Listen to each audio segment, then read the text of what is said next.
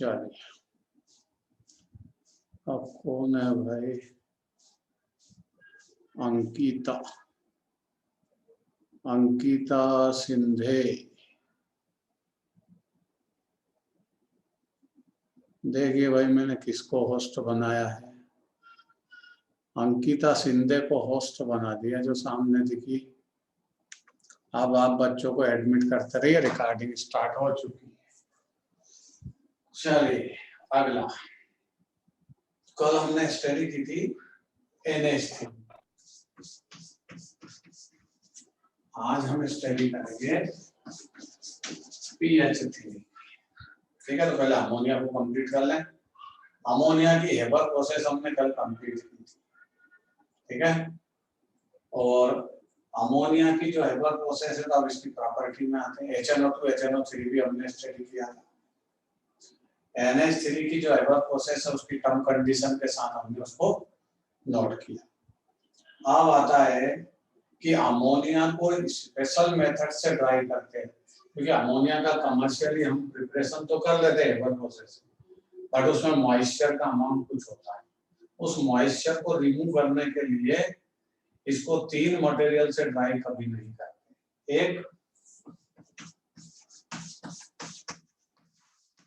Calcium chloride डिहाइड्रेजिंग agent, इससे ammonia को कभी भी ड्राई नहीं करते, क्योंकि ये अमोनिया से रिएक्ट होकर साल्ट का फॉर्मेशन करते हैं। ये 8NH3, तो यहाँ फॉर्मेशन क्या हो जाएगा? CaCl2 into 8NH3। ये साल्ट का फॉर्मेशन, मतलब एक कंपाउंड का फॉर्मेशन हो गया। अमोनिया इस मेथड से ड्राई नहीं हो सकती। दूसरा, अमोनिया को ड्राई करने के लिए H2SO4 को यूज नहीं करते, क्योंकि अमोनिया H2SO4 डिहाइड्रेजिंग एजेंट है। किसी दूसरे मटेरियल को ड्राई करने में इसको यूज करते हैं हम कई बार। अल्कोहल को जब प्रिपेयर करते हैं या अल्कोहल का डिहाइड्रेशन करते हैं, H2SO4 को यूज करते हैं, वहां ये डिहाइड्रेजिंग एजेंट का काम करता है। बट अमोनिया को ड्राई करना है तो H2SO4 को भी यूज नहीं कर सकते, क्योंकि ये क्या फॉर्मेशन कर लेता है? NH4 whole dry SO4 ammonium sulphate. यहाँ रिएक्शन को बैलेंस करने की आवश्यकता नहीं है, विदाउट बैलेंस भी आप आंसर लिख सकते हैं। थर्ड, इसको P2O5, P4 और 10 से भी ड्राई नहीं करते, क्योंकि ये से भी फास्फेट का फॉर्मेशन कर देते हैं।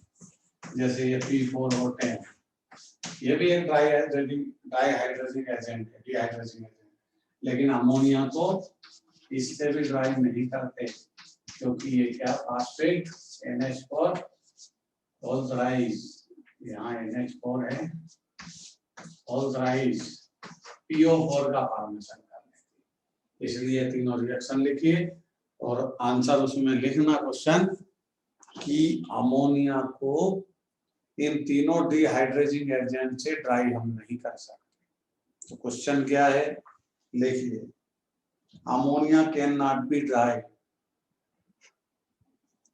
Ammonia can not be dried by, और तीनों मटेरियल से इसको ड्राई नहीं कर सकते, क्योंकि ये तीनों से कंपाउंड का फॉर्मेशन कर लेते हैं। नोट कर लीजिए, रिएक्शन लिखिए, बैलेंस करने की आवश्यकता नहीं, उसका टेंशन मत लीजिए।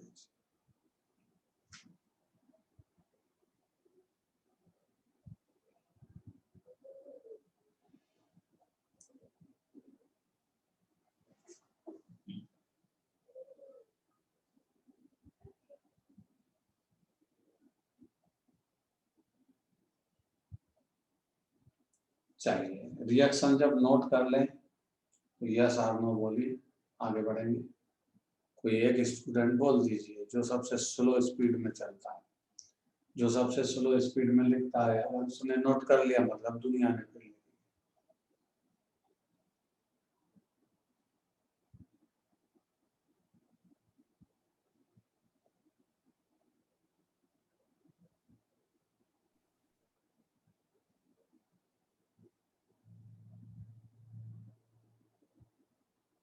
चलिए आगे बढ़ते हैं।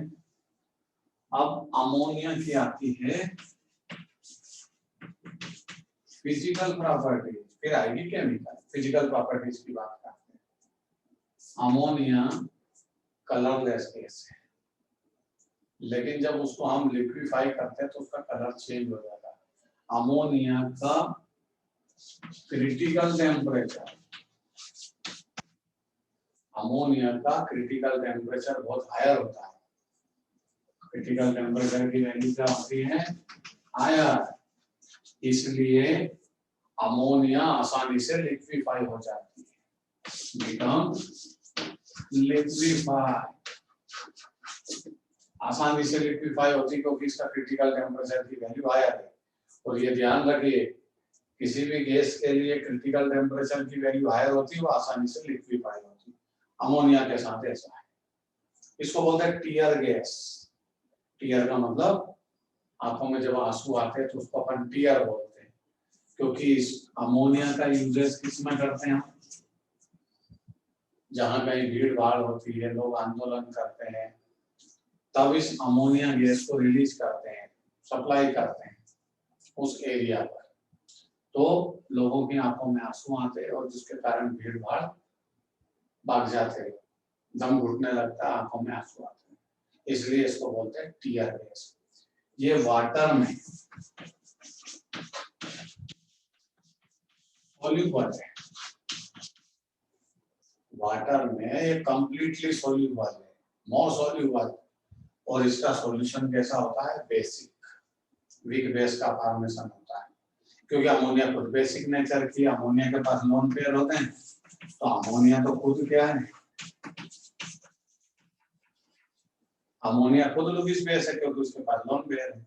और वाटर में वो कंप्लीटली सॉल्यूबल है, क्योंकि अमोनिया के पास भी हाइड्रोजन बॉन्ड होता है और वाटर के पास भी हाइड्रोजन बॉन्ड है। दोनों के पास हाइड्रोजन बॉन्ड है, दोनों के अवेलेबल है, इसलिए अमोनिया आसानी से वाटर में सॉल्यूबल है। ठीक है, तो पहले फिजिकल प्रॉपर्टीज लिखिए, फिर हम बात करेंगे केमिकल प्रॉपर्टीज की। लिखिए physical properties. Ammonia is a colourless gas. Ammonia is a colorless gas with a characteristic pungent smell. With a characteristic pungent smell.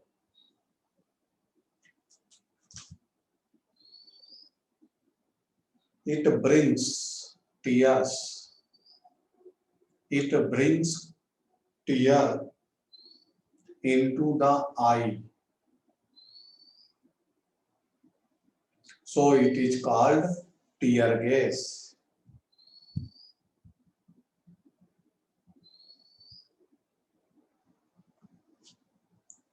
It is lighter than air.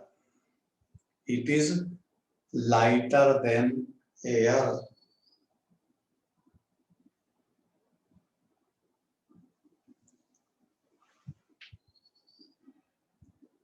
It is highly soluble in water. It is highly soluble in water. Due to formation of hydrogen bond.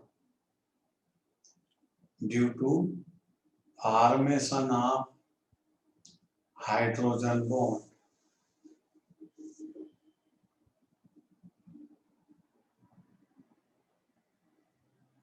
It can be easily liquefied.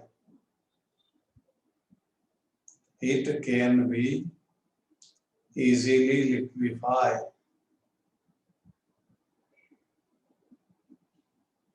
Due to higher value of critical temperature.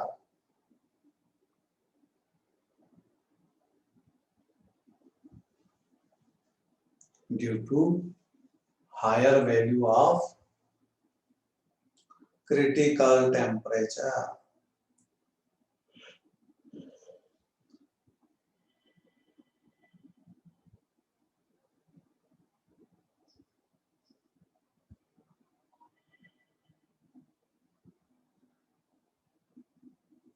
लिख लिया? चलिए आगे बढ़ते हैं। Easily ये liquefy होती है। increase in pressure with increased solubility of ammonia.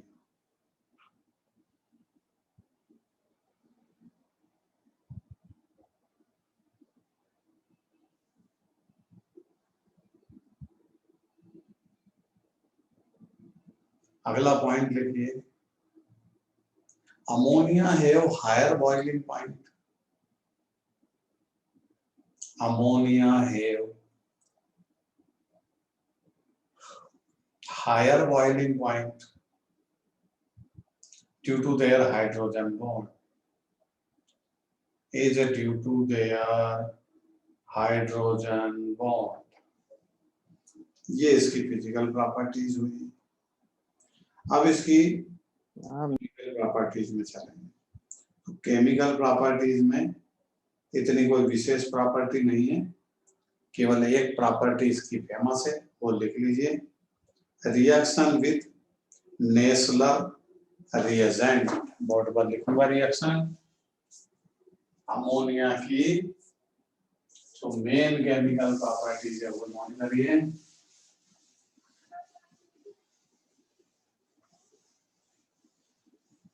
Reaction with Nessler reagent.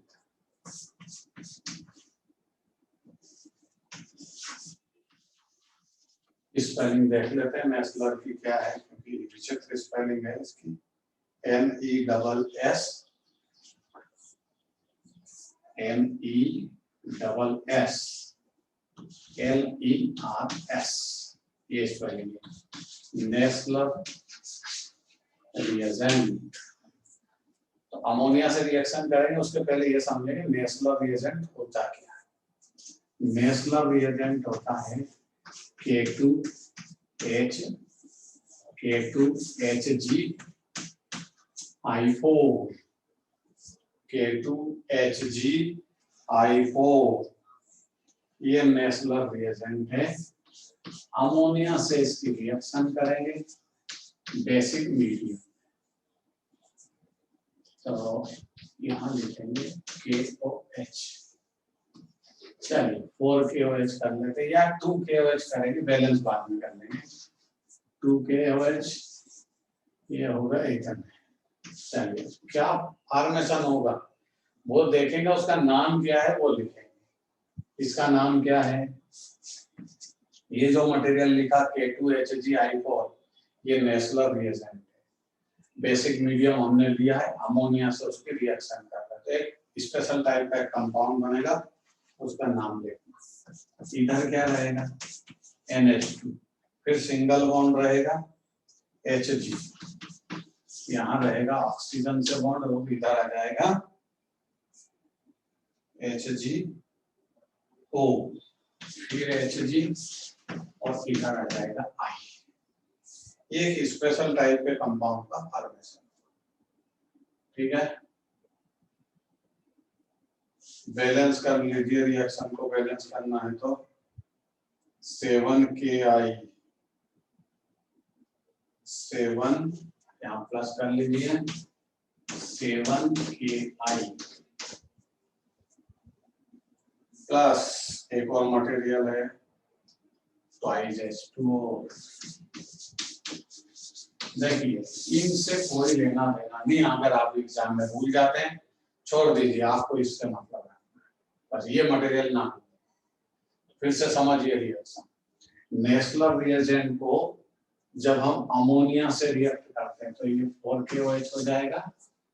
Ammonia से जब इसको रिएक्ट करते हैं नेस्लर रिएजेंट को तो ये प्रोडक्ट बनता है. अब मैं इसका नाम लिखूंगा क्या है, इसको याद रखिए आप. और इसका नाम क्या है, आयोडीन. बड़ा विचित्र नाम है, मिलोन बेस. MILLONS मिलोन बेस लिख लीजिए. ये रिएक्शन इसीलिए फेमस है कि इसमें एक अजीब विचित्र टाइप का एक कंपाउंड का फॉर्मेशन होता है. इस बहाने हमको नेस्लर रिएजेंट याद रहेगा, क्योंकि नेस्लर रिएजेंट का क्वेश्चन कई बार आता है.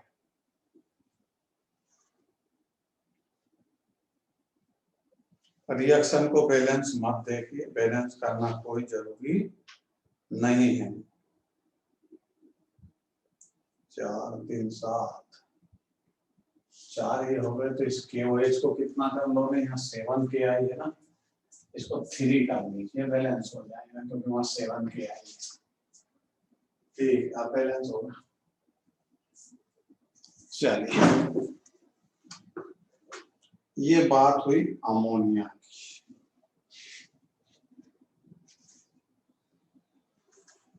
आगे बढ़ेंगे भाई, नोट कर लिया सबने?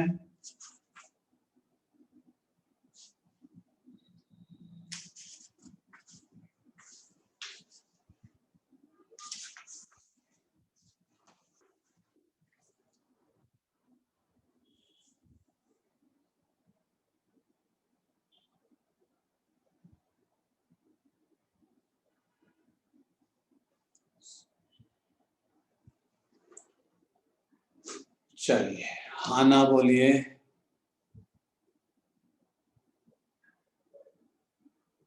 नोट कर लिया सबने? इसका नाम है आयोडीन ऑफ मिलॉन्स बेस। इसी के नाम से रिएक्शन फेमस है, पूछी जाती है। तो नेशनल रिएजेंट से जब हम अमोनिया की रिएक्शन करते हैं तो आयोडीन ऑफ मिलॉन्स बेस का फॉर्मेशन होता है। अमोनिया में इतना याद रखिए। उसके बाद चलते हैं हम फास्फीन के पास। फास्फीन भी हमारे सिलेबस में है, जिसका फार्मूला है PH3। इसकी 2 प्रिपरेशन मेथड है, दोनों सिंपल है। एक तो हम पहले पढ़ चुके हैं, एक अभी आज पढ़ते हैं। अगर आप Ca3P2, इसको बोलते हैं कैल्शियम फास्फाइड, इसको आप वाटर से रिएक्ट करें या फिर HCl से रिएक्ट करें, दो में से किसी एक से।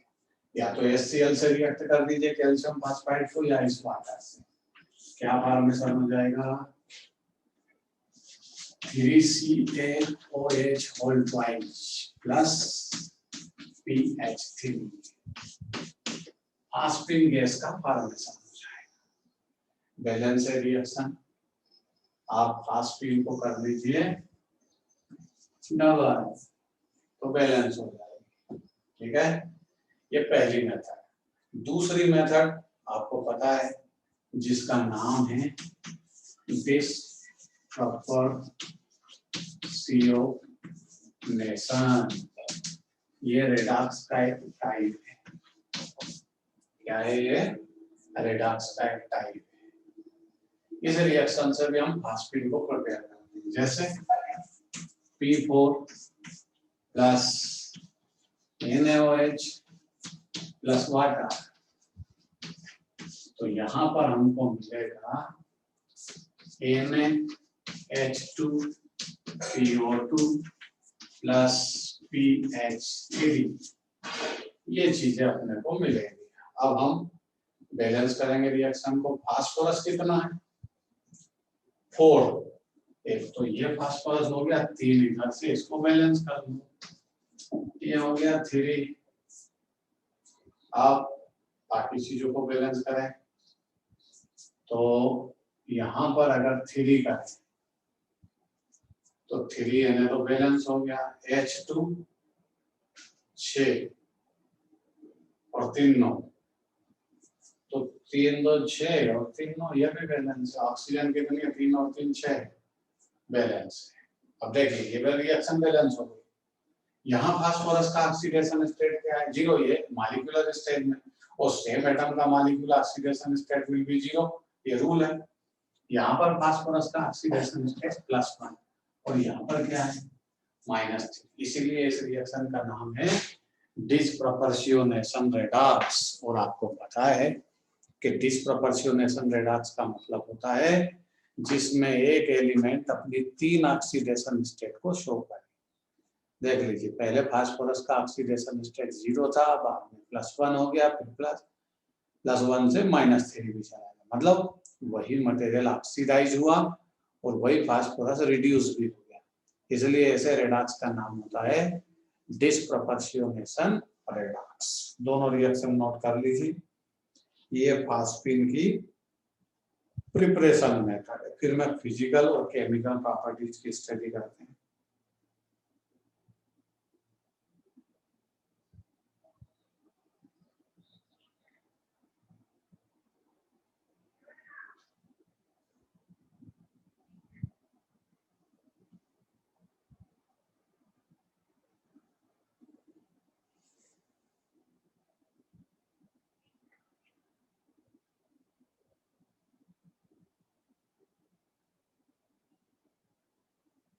चलिए दोनों मेथड लिखिए।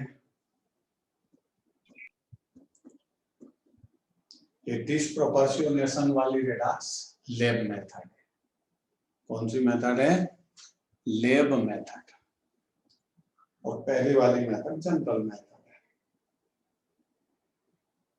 दोनों मेथड आप जब लिख लें तो मैं थर्ड मेथड लिखूंगा।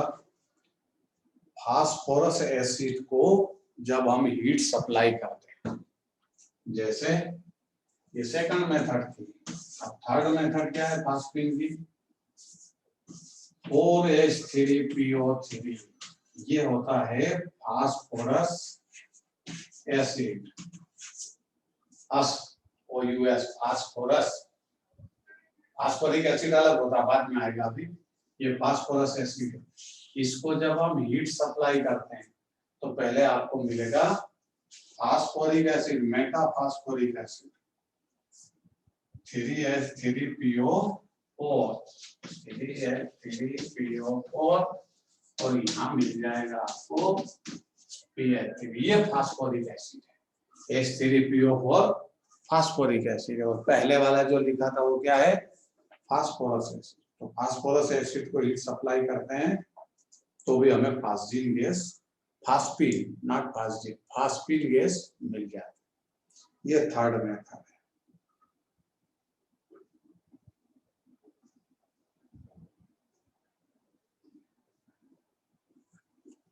चलिए भाई, तीनों मेथड लिख लिया आपने। प्रतीक्षा ढाबे तीनों मेथड लिख ली।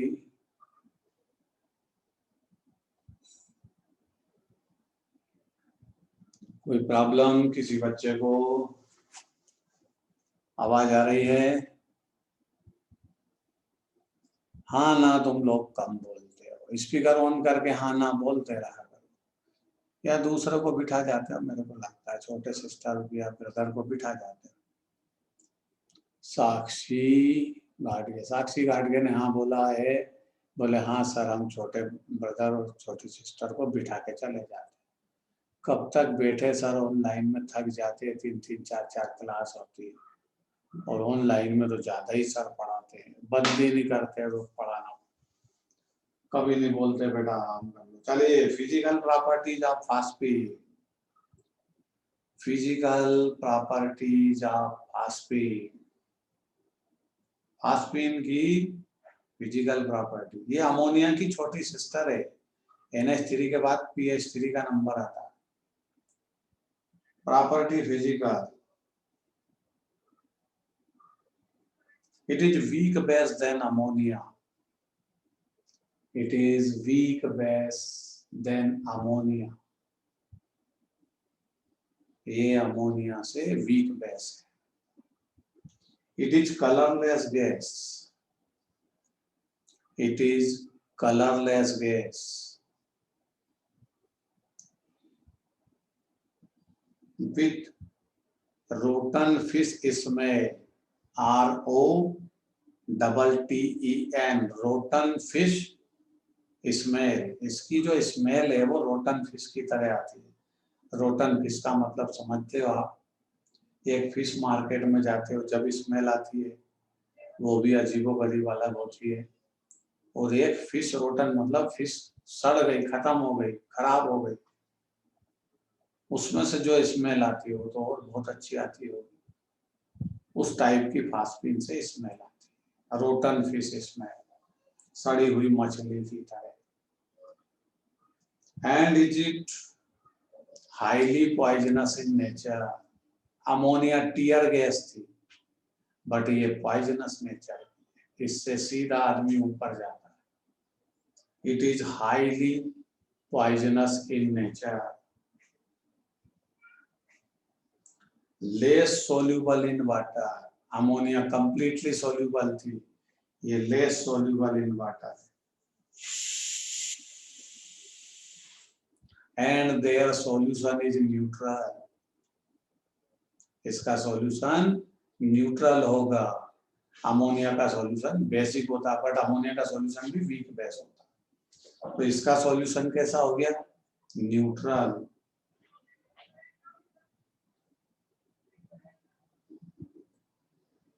अब आ जाइए भाई अगली property, phosphine, phosphine decompose on heating, phosphine decompose on heating in presence of air, air की absence होना चाहिए।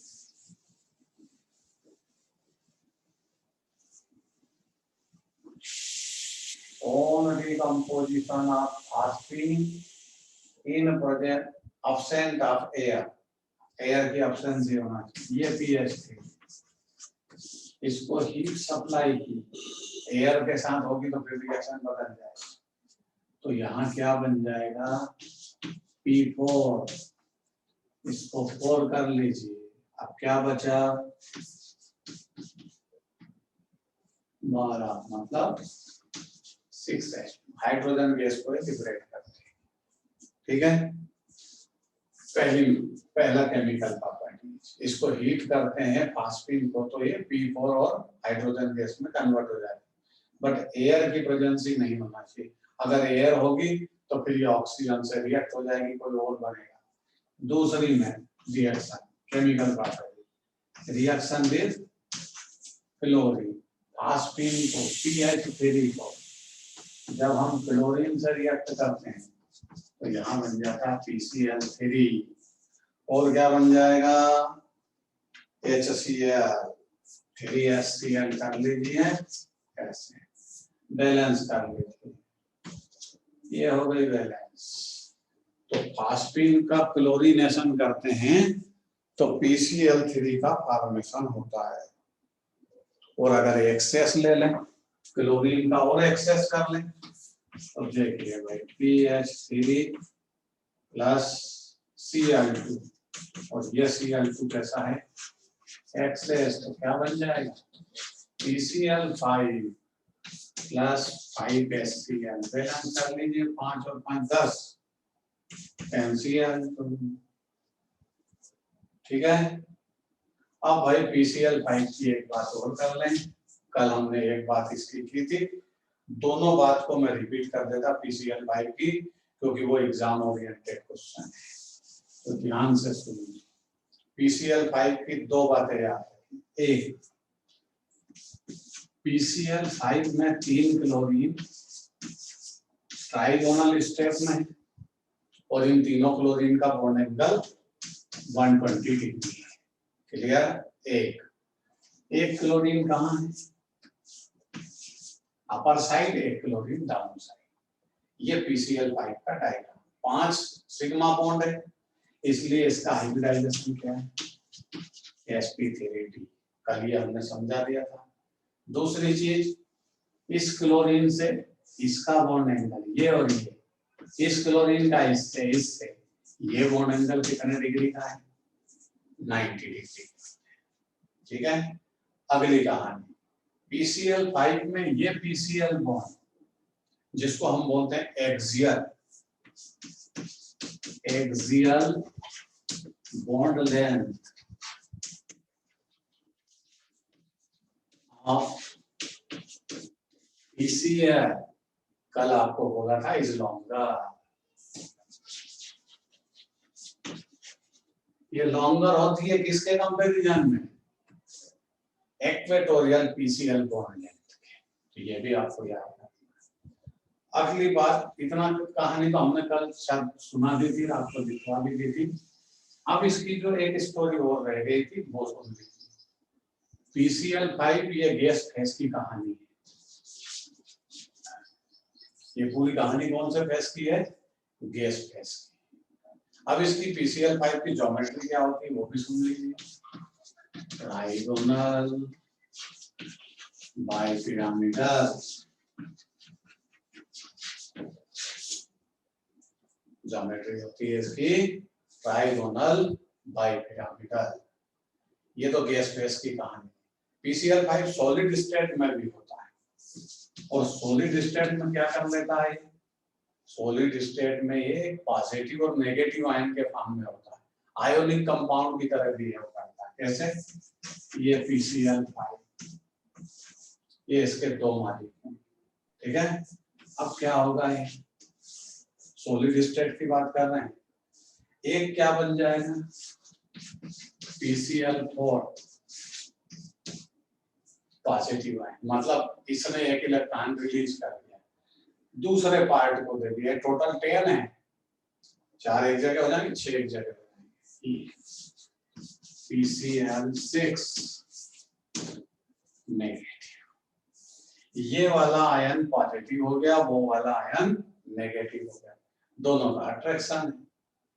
तो ये कौन से स्टेप में आ गए, सॉलिड स्टेट में ये किसकी तरह आ जाएगा, आयोनिक कंपाउंड की तरह भी होता है। अब देखो PCl5 का हाइब्रिडाइजेशन क्या होता है एक्चुअली, इसका तो sp3 होगा, बट ये तो चेंज हो गया ना, ये पॉजिटिव या नेगेटिव है, मतलब एक क्लोरीन यहाँ डिक्रीज हो गई, तो इसका हाइब्रिडाइजेशन क्या हो जाएगा sp3, मतलब D खत्म, D उधर चला गया, तो इसका हाइब्रिडाइजेशन क्या हो जाएगा, ये आपका हेड्रल ज्योमेट्री में चला जाएगा PCl6, क्योंकि उसका हाइब्रिडाइजेशन sp3 होगा। ये टेट्राहेड्रल ज्योमेट्री में आ जाएगा क्योंकि ये sp3 हाइब्रिडाइजेशन टेट्राहेड्रल, और ये आपका हेड्रल, ज्योमेट्री बदल जाएगी, हाइब्रिडाइजेशन बदलेगा। तो ये कैसा था, अरे ये तो ऐसा है। PCl5 की ज्योमेट्री तो पहले लिख चुके ना हम। चलिए कहानी नोट कर लीजिए भाई, इसमें लिखाने की कोई आवश्यकता नहीं, स्टेटमेंट की सारी चीजें मैंने बोर्ड पर लिखी है। PCl5 के बारे में सारी चीजें नोट कर लीजिए। चलिए हम फास्फीन की स्टडी कर रहे थे, बीच में PCl5 आ गया क्योंकि उसका क्लोरीनेशन हमने किया है। बहुत अच्छी बात है, जो चीज जब याद आ जाए तब पढ़ लेना चाहिए, इसी में हमारी भलाई है, क्योंकि पढ़ना जरूरी नहीं है, पढ़ना हमारी मजबूरी है। क्यों भाई, विशाल विशाल बैठा है, प्रशांत विशाल प्रसाद विशाल के भाग गया।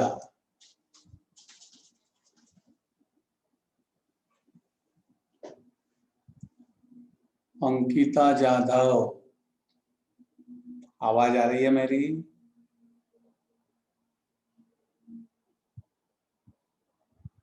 अंकिता जाधव को आवाज आ रही है, जवाब स्पीकर ऑन करके अगर आपको देते आता है तो वैसे दीजिए। आ रही है, ये तैयब शेख बीच में क्यों बोलता है, मैंने अंकिता जाधव से पूछा, ये तैयब शेख अंकिता जाधव है क्या, ऐसा तो पॉसिबल नहीं है कि तैयब शेख अंकिता जाधव बन जाए। क्यों रे भाई तैयब शेख, मैंने तेरे से नहीं पूछा, मैंने अंकिता जाधव से पूछा है, क्योंकि मेरे को यहाँ से दिख रहे अंकिता जाधव अपने मोबाइल पर नहीं है, आप बोली आ रही है। चलिए भाई, अंकिता जाधव को आवाज आ रही है, अंकिता जाधव बात समझ में आ रही साहब, हमने जितनी स्टोरी सुनाई समझ में आ गई PCl5 की, ठीक है, बहुत अच्छी बात है। ये कौन है, आयुष सूर्यवंशी, आज तो बहुत बच्चे हैं, आयुष सूर्यवंशी,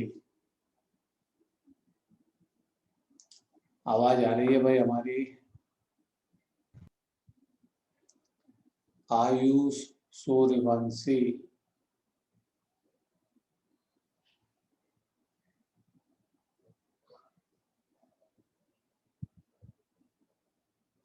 नेट को दुरुस्त रखिए, और आप 11th के स्टूडेंट हो, अभी आप 11th पास हुए, आपको बहुत पढ़ना है, बहुत स्टडी करना, अभी आपका 12th का सिलेबस पूरा है, इसलिए कैसे भी करके पढ़िए, क्योंकि आप अगर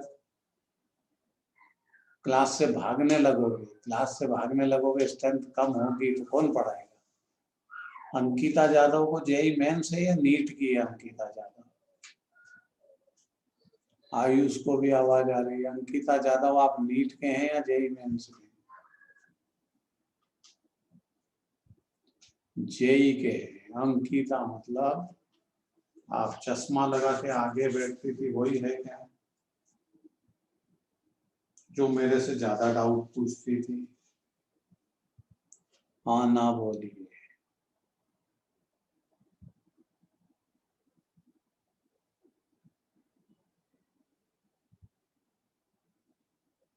चलिए, बाद में जवाब आएगा अंकिता का।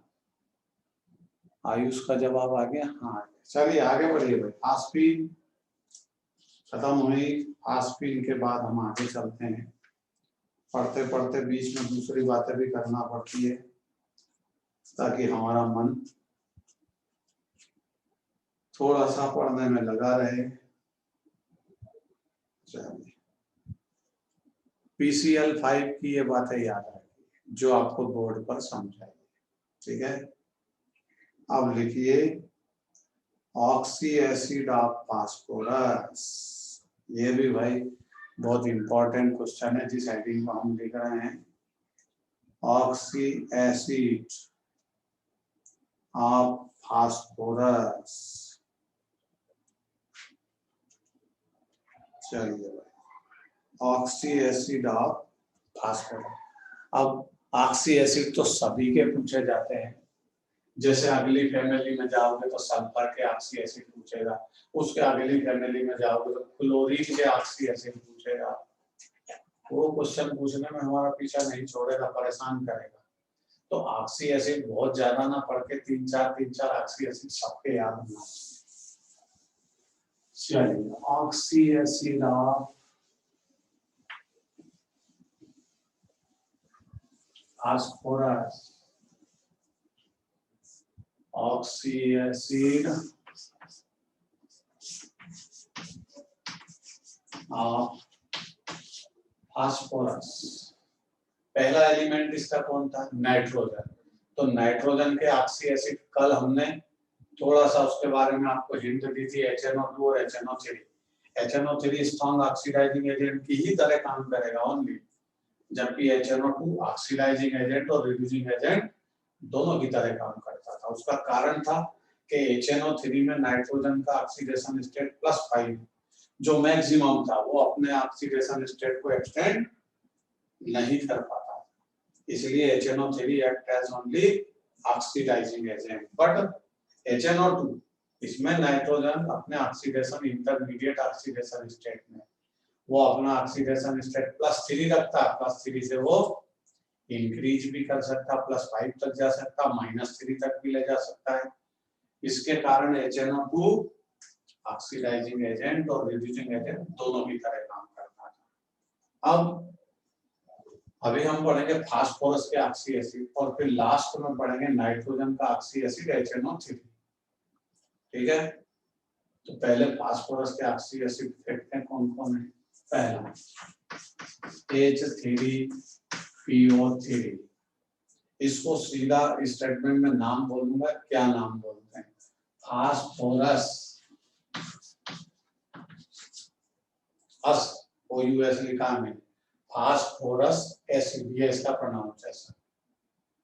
अब इसमें एसिड है और ऑक्सी एसिड है, मतलब इसमें ऑक्सीजन भी है और एसिड भी है, मतलब हाइड्रोजन भी है, क्योंकि प्रोटॉन जो रिलीज करता है हम उसको एसिड बोलते हैं। लेकिन कितने प्रोटॉन रिलीज करता है उसके बेस पे उसकी बेसिसिटी होती है, मतलब ये अगर एक प्रोटॉन को रिलीज करेगा तो ये मोनोबेसिक, 2 को रिलीज करेगा तो ये डाइबेसिक, 3 को रिलीज करे तो ट्राइबेसिक। अपने को दिखते तो इसमें 3 हाइड्रोजन के रिलीज कर देगा, बट ये रिलीज करता है केवल 2। इसका मतलब ये कैसा एसिड है? डाई बेसिक एसिड है, ये 2 प्रोटॉन को रिलीज करता है। क्यों करता है 2 को, 3 को क्यों नहीं करता, उसका रीजन समझ। फास्फोरस है सेंटर में, आपको पता है नाइट्रोजन और फास्फोरस की वैलेंसी 5 होती है। फास्फोरस अपने 5 इलेक्ट्रॉन डोनेट कर सकता है, लेकिन उसके पास तो बहुत सारी चीजें लगी, बहुत सारे आइटम उसके आसपास बैठे। 3 तो ऑक्सीजन बैठी, मतलब 6 इलेक्ट्रॉन तो इसको देना थे। तो फास्फोरस के पास तो 5 ही थे, तो उसने क्या किया, 3 हाइड्रोजन को बुलाया और 3 हाइड्रोजन को ऑक्सीजन से सेट करा दिया। तो 3 इलेक्ट्रॉन तो ऑक्सीजन को हाइड्रोजन ने दे दिए, फास्फोरस ने केवल 3 इलेक्ट्रॉन दिए, इसलिए यहाँ फास्फोरस का ऑक्सीडेशन स्टेट क्या है, +3। ठीक है, बेसिसिटी कितनी है, 2। ये डाई बेसिक है, 2 प्रोटॉन को रिलीज करता है। क्यों, देखिए एक ऑक्सीजन तो फास्फोरस से टॉप पर डबल बॉन्ड से अटैच है, क्योंकि ऑक्सीजन को 2 इलेक्ट्रॉन चाहिए। दूसरा ये O, एक O इधर, 3 ऑक्सीजन हो गए। 3 ऑक्सीजन के चक्कर में फास्फोरस के कितने इलेक्ट्रॉन बर्बाद हो गए,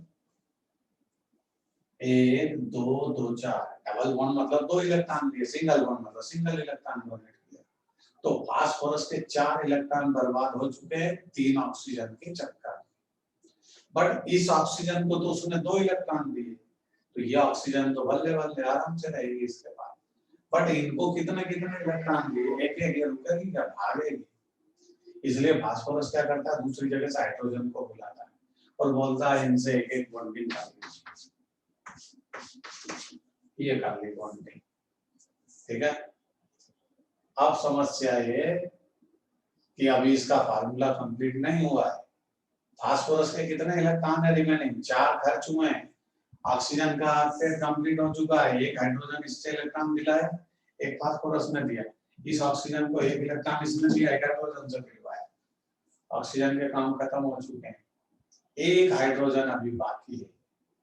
इसी की स्टोरी के कारण इसका नेचर चेंज हो गया। ये हाइड्रोजन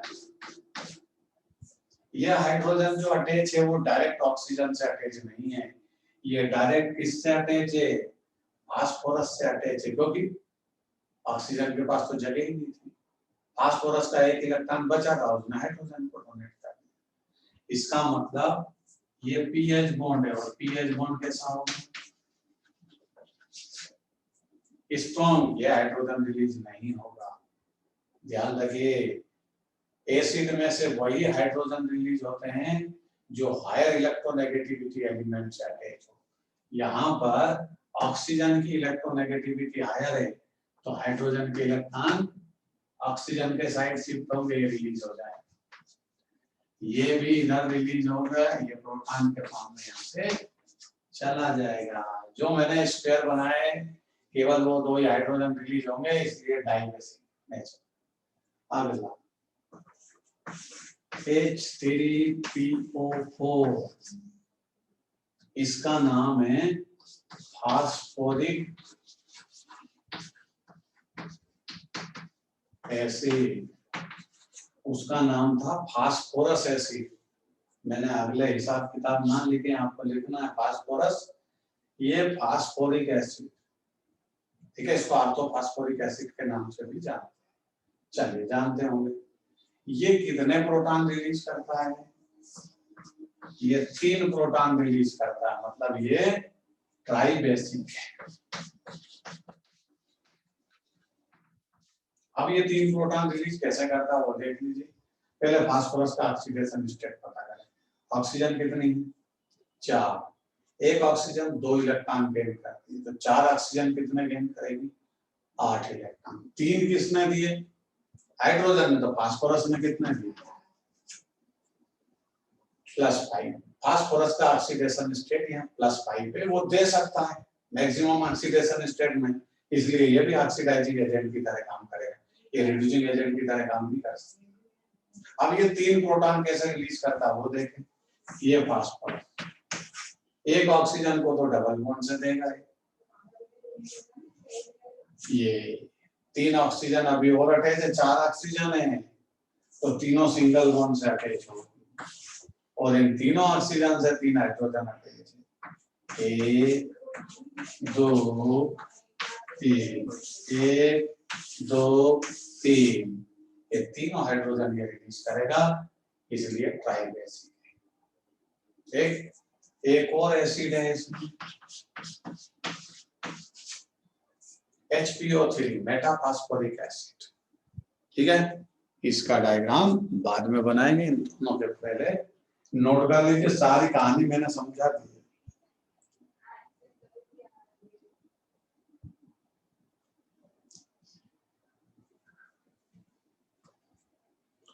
तीसरे नंबर का है मेटाफॉस्फोरिक एसिड।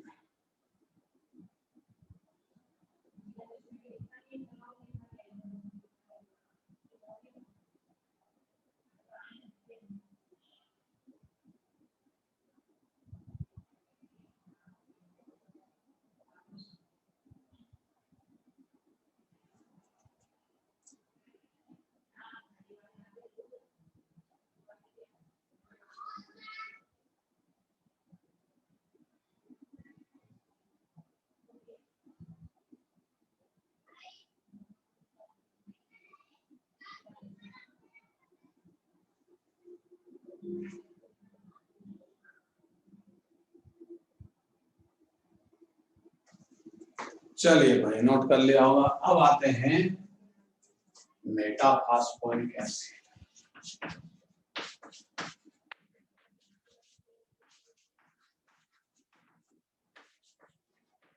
इसका डायग्राम बनाते हैं। इसमें तो आपको दिख रहा है सीधा सीधा एक हाइड्रोजन रिलीज करेगा, मतलब मोनोबेसिक। ये फास्फोरस, कितनी ऑक्सीजन है? 3, एक इधर एक इधर एक इधर, एक डबल बॉन्ड से रहेगी, ये भी डबल बॉन्ड से रहेगी, इससे हाइड्रोजन जुड़ रहेगा, ये भी जुड़ जाएगा। ये डायग्राम, 3 ऑक्सीजन है, 2 डबल बॉन्ड से जुड़ेगी, एक सिंगल बॉन्ड से, क्योंकि एक हाइड्रोजन बैठा है। ये है मेटाफॉस्फोरिक एसिड, मोनोबेसिक होता है। ठीक है, आगे बढ़ेंगे भाई, इसको मिटाऊंगा। एक लास्ट एसिड और है जिसको हम बोलते हैं पायरो फास्फोरिक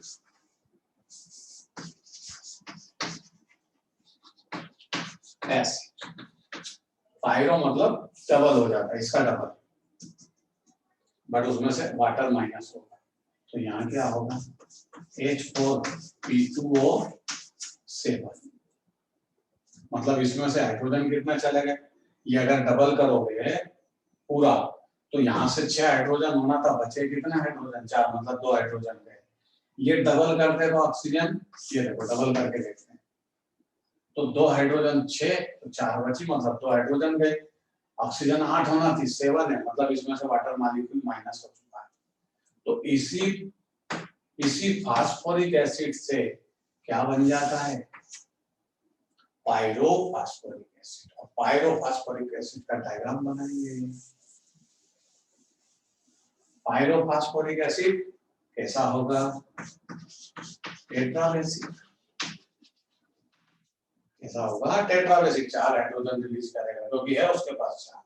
अब देखो, एक फास्फोरस ये, इसके बीच में एक ऑक्सीजन, ये टूट सकता है फास्फोरस।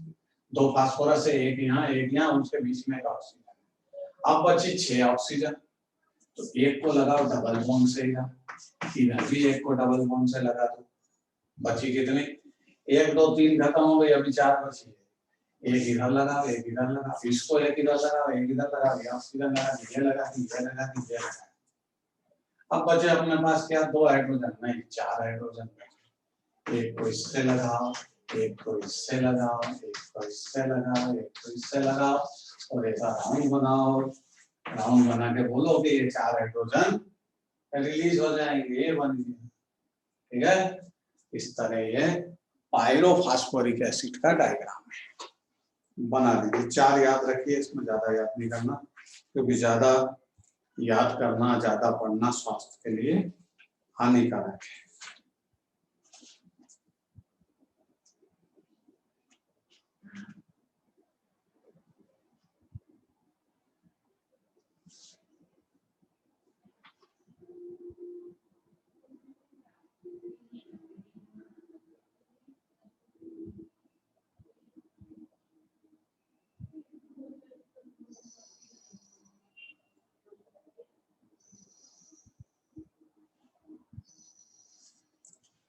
चलिए भाई, जब नोट कर ले तो हाँ ना लिखिए। बहुत देर से आपने हाँ ना नहीं लिखी है, लेकिन आज स्टूडेंट का पेशेंस देखने लायक है। स्टूडेंट गायब नहीं हो रहे हैं आज,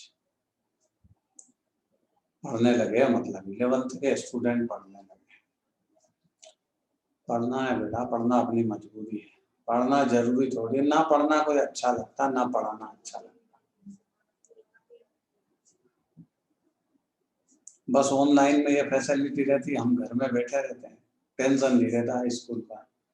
हाँ, पर घर पे बैठे रहते तो बहुत सारे टेंशन रहते हैं। अपन अपनी सहेली से नहीं मिल सकते, कोचिंग जाते हैं तो सहेली से मिल सकते हैं, बातें कर सकते हैं, उसके टिफिन में से खाना खा सकते हैं। ये सारे काम बंद हो जाते हैं।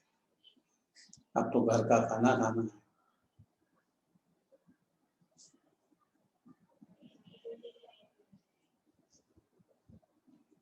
चलिए भाई, हाँ ना बोलिए, बोर्ड पर से नोट कर ले। क्या लिखा? Pyrophosphoric acid polybasic. हाँ, पॉलीबेसिक ही तो है। पॉलीबेसिक मतलब मोर देन 2। पॉलीबेसिक ही है, 4 हाइड्रोजन रिलीज करेगा। पॉलीबेसिक उसको बोलते हैं जो मोर देन 2 हाइड्रोजन रिलीज करे। ठीक है। Dibasic, tribasic, tribasic से 3 रिलीज करेगा। ट्राई बेसिक के बाद टेट्रा बेसिक हो सकता है, उसको पॉली बेसिक भी बोल सकते हैं, कोई फर्क नहीं पड़ता। चलिए भाई, अब बात करेंगे HNO3। अब ये लास्ट हेडिंग है इस यूनिट का।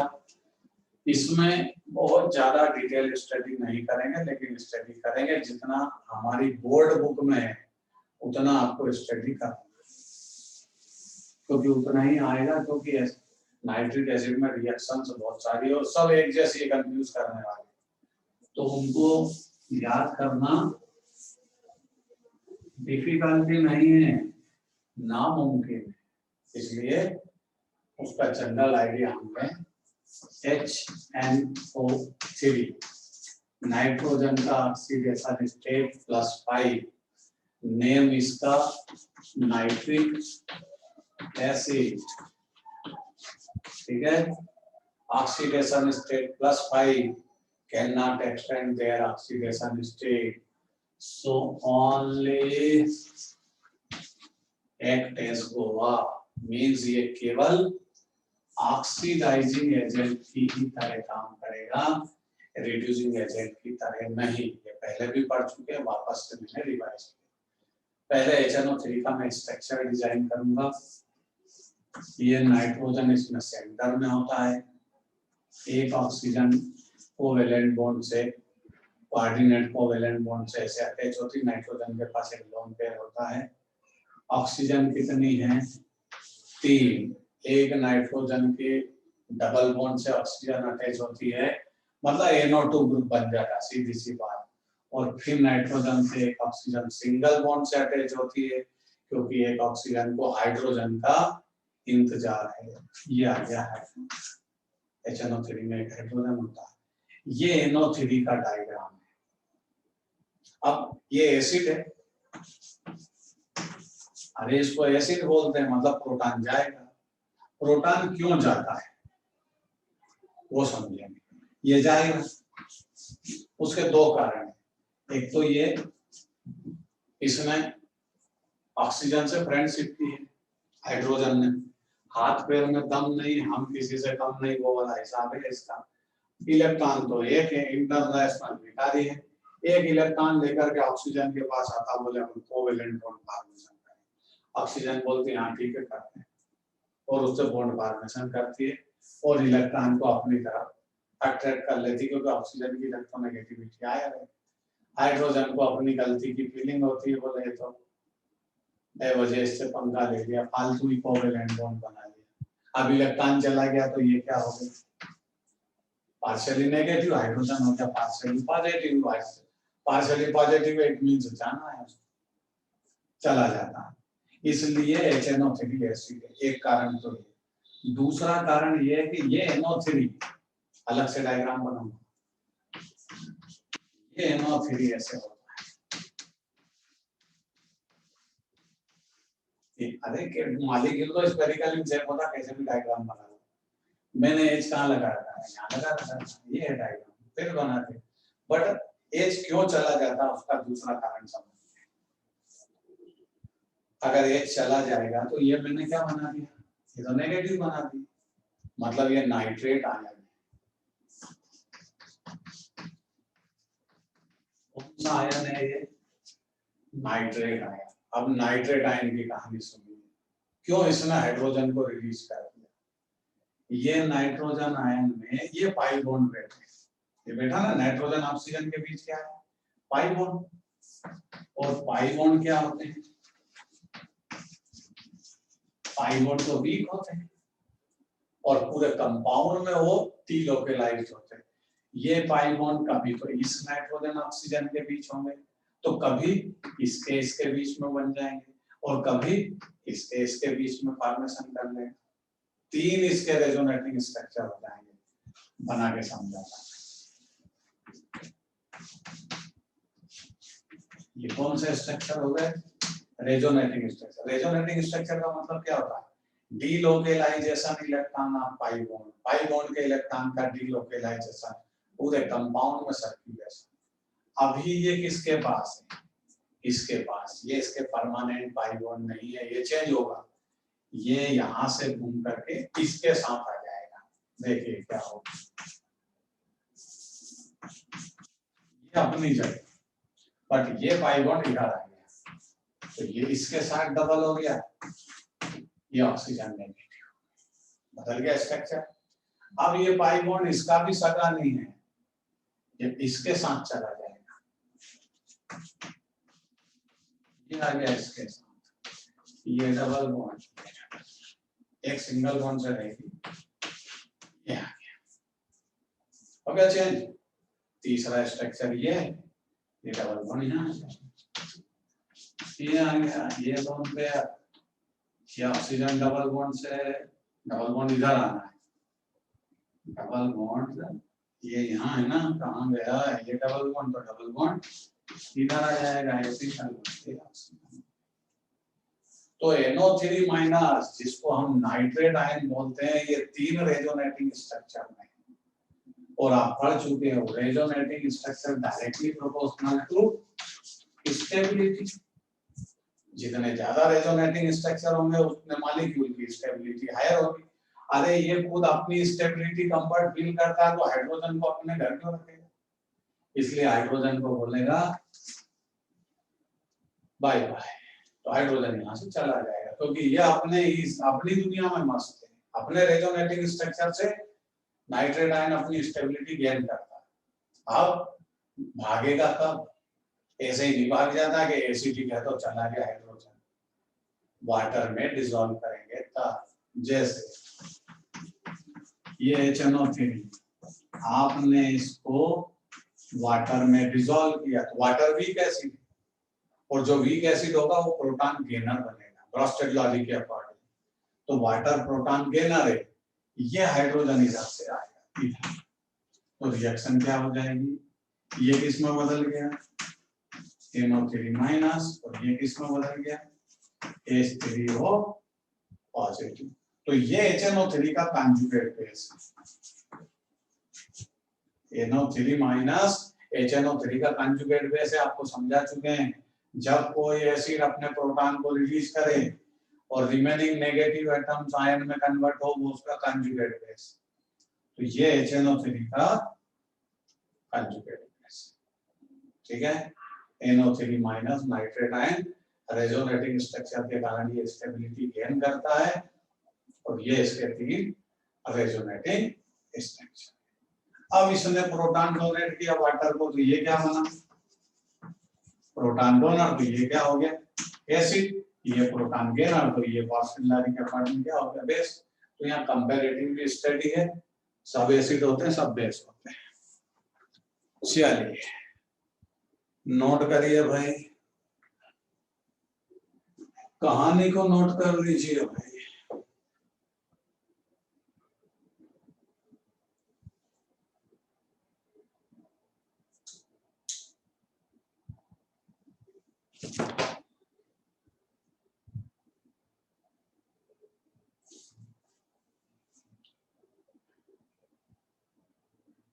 चलिए स्टूडेंट धीरे धीरे काम होने लगते हैं, यहाँ नोट करिए।